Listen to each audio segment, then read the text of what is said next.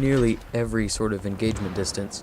The reload times are 1.8 seconds on a short reload and 2.37 seconds on a long reload, so even on the long reload it does not take long to get back into the action.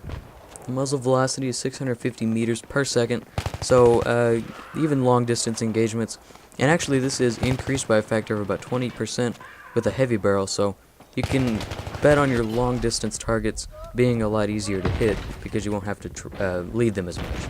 The maximum range of the M16A3 is 975 meters, although I'm pretty sure nobody's ever killed somebody at that distance with this gun before.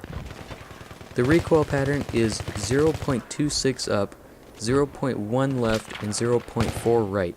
This makes it tied for the lowest all-around recoil in the game. I think it is still higher than the M416 if I remember correctly, but overall it is a very easy to manage gun. And with the addition of a foregrip, you can take that right recoil down to 0.3. The first shot recoil multiplier is 2.5x. Now, for those of you that don't know, a first shot recoil multiplier happens every first bullet that leaves the gun in a burst, or if you're running single fire, and you apply a multiplier of 2.5x to your recoil on the first shot. So the first shot is going to have around 1.08 recoil in the up recoil, which I believe is all that it affects. It has a standard 0.2 ADS accuracy. With the foregrip takes that down to 0.3, but with the heavy barrel takes it back up to 0.2, so you get the reduced accuracy and maintain excellent. So you get the base accuracy and reduce your recoil with the foregrip heavy barrel combination.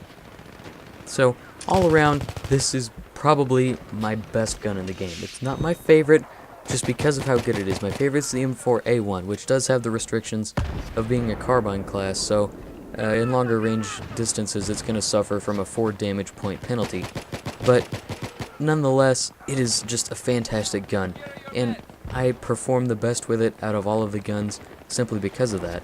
This gun, I don't know what it is, but just how its stats stack up just make it an absolute beast of a gun. I kid you not, if I wasn't dedicated to giving myself a challenge, I would have had 100 stars with the M16A3 a long time ago. I'm getting close to getting my 100 stars with the M416 on my primary Ranger account, but it just blows me away every time I use this gun. So I use the Cobra sight not because I like it, but because I'm more competitive with it. The actual ring around the sight is much thinner than with the holographic or American reflex sight, therefore making it easier to re-index targets after I drop the first one. Overall, it's just going to make you a better performer while aiming down sights.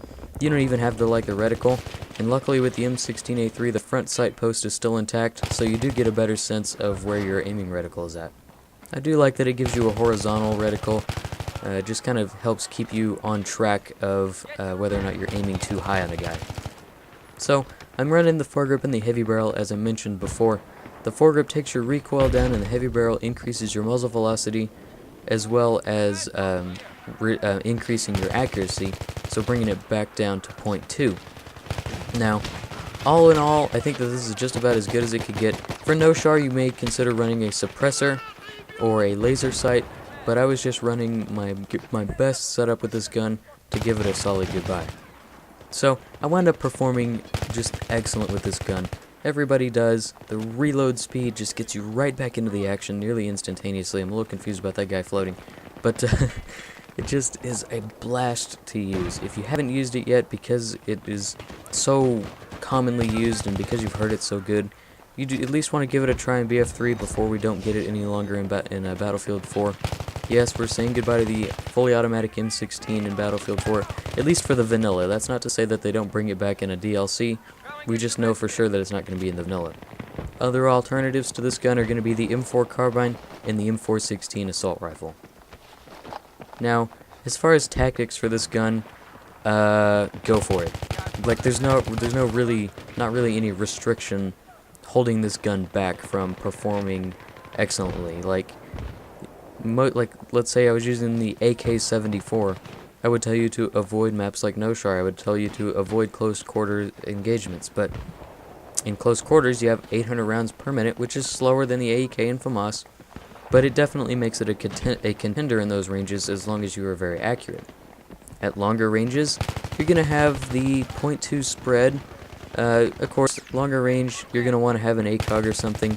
You're going to be putting yourself at a very distinct disadvantage with the red dot sight at ranges, but even still, you can usually win out some sniper battles with it as long as you have mastered the recoil of this gun, which doesn't take that long to do, and once you have the basic feel for recoil management in this game, there's not really a whole lot of adjustment that needs to be done across other guns.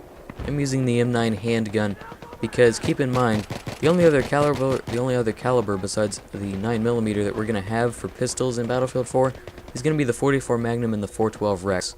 So it's going to be a good thing to get to know your 9mm, which is why I chose to use it instead of my typical 44 or M1911. So this has kind of been my video to say goodbye to the M16A3. I hope that you guys have enjoyed it. As you can see, I just played phenomenally with it. Absolutely love the gun. Got a nice 16 streak without going down, and it was just a blast to use. So thanks for watching, guys. That's all that I have for you guys today. I'm Level Up here at On Point Tactical. Sorry. Have a good one and take it easy.